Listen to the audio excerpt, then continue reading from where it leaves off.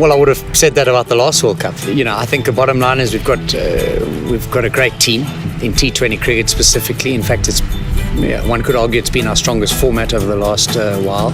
So we've got a fantastic team to go and compete for a trophy, and I think our expectation would be that we're very capable of winning a trophy. But then one's got to take into account how difficult it is to win a World Cup. It's not just an easy thing to do. Everything's got to kind of stack up right. Form's got to be good at the right time. You need key performances in the big situations. It would be fair to say that we've got a bit of scarring in that space, and we need to be able to overcome that. But there's absolutely no doubt in my mind that we have the resource required to go and win an event of this nature.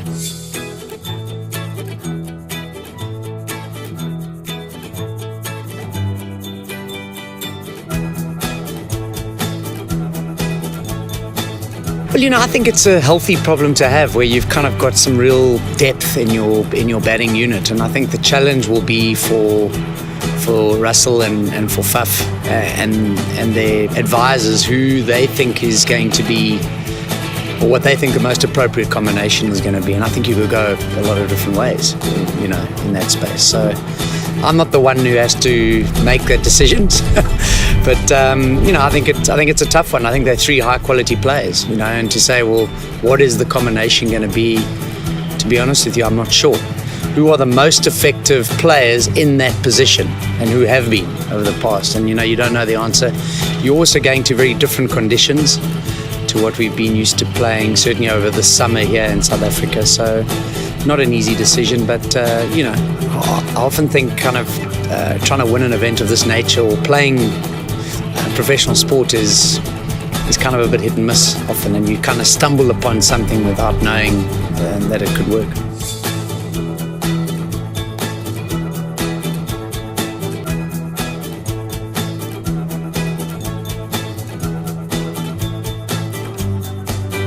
Listen, I think in the shortened formats of the game we've been outstanding in the subcontinent. We had a great series in India in both 20 format and 50 over. So it's more of late the test match format that we've battled a little bit, and that's kind of been our go-to format. So I would say that they would have a lot of comfort in knowing that they have played the one-day format exceptionally well. And when you include spin into that, I think they've proved that they're very comfortable in those formats against spin.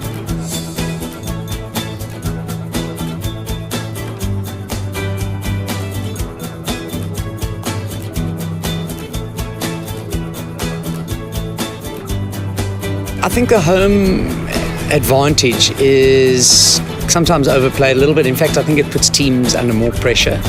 I think all countries now tour the subcontinent enough, and specifically India, to know what they're going to be faced with. They play a lot of domestic cricket in that space as well. So, for me, I think whilst it's a home World Cup for them, they'll be feeling as much pressure, if not more, than the other sides.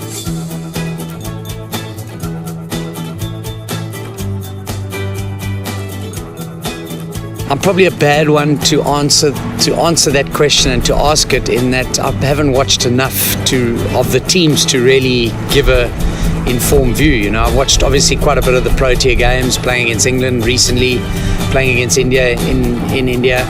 And as I said, my best thinking is the West Indies have got to be a dangerous team as well. Australia always a dangerous team in all formats.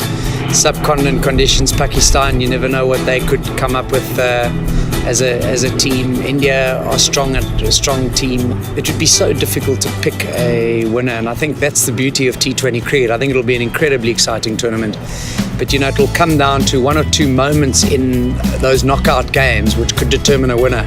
Did we predict that West Indies would win in Sri Lanka? I'm not sure. I don't know if there was much talk of them, but they ended up being the most dominant team there, so that makes it exciting.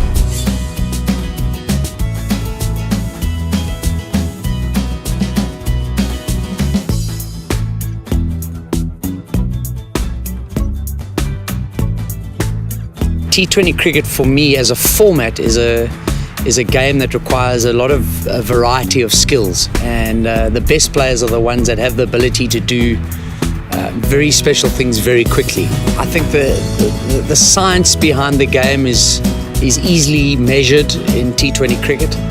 I think there are a lot of metrics that are being used now that players and coaches and support staff are seeing can make a difference if they adhere to them. So I think it's a very exciting format to be involved in. If you talk about the kind of fundamentals of the game of cricket, in Test cricket and 50 over cricket, I would separate T20 cricket from that a little bit. Those fundamentals aren't as necessary. Yes, you've still got to be able to defend a great delivery off the top or off, but you might be considering the next ball how you can hit it for six.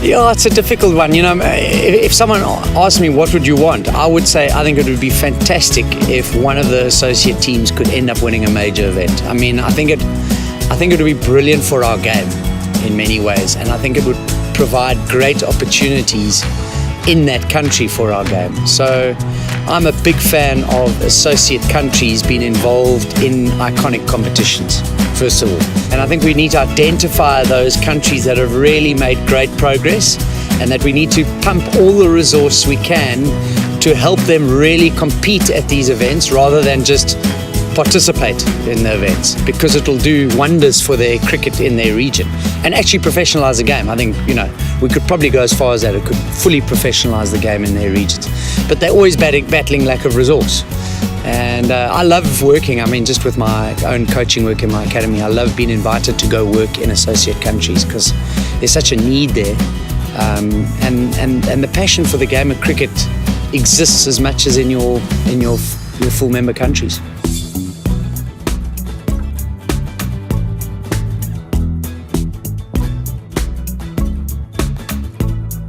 Yeah, I've often asked that question, and for me they're three very different formats requiring a different set of skills. So yes, it's great to see a batsman play a reverse lap in a test match, and those innovations have been brought into the other formats. But I still maintain that the game has been around too long to be able to kind of mix all the formats together and say we now will have one template of playing the game. I don't think it's ever going to happen, because Test cricket for me is such a unique game and so radically different to T20 cricket, and requiring a whole different set of skills, a lot more mental skills in my opinion, and the uniqueness of that I think we all enjoy as cricketers. We're very fortunate to have a sport that has three very unique formats.